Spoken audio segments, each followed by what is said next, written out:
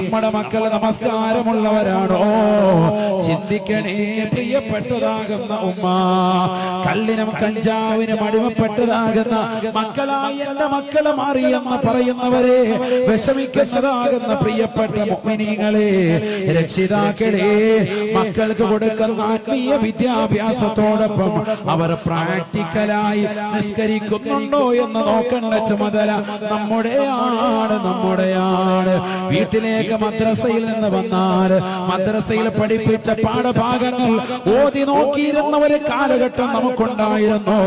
എന്താണ് ഓദിച്ചത് എന്ന് ചോദിച്ചതാകുന്ന മാതാപിതാക്കൾ ഉണ്ടായിരുന്നു. ഇന്നെത്ര പേരാണ് പാഠഭാഗങ്ങൾ ചോദിക്കുന്നത്? ഇന്നെത്ര പേരാണ് മക്കൾ ഓതുന്നുണ്ടോ എന്ന് വീക്ഷിക്കുന്നത്? അവരെന്താണ് പഠിച്ചത് എന്ന് അറിയില്ല.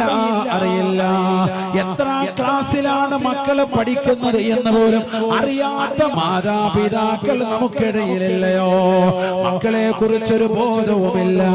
എങ്ങനെയെങ്കിലും സൃഷ്ടിച്ചു, ഏതെങ്കിലും രീതിയിൽ പഠിപ്പിച്ചു, എങ്ങനെയെങ്കിലും ഒടുങ്ങണമെന്നുള്ള ചിന്ത ഒരിക്കലും പാടില്ല.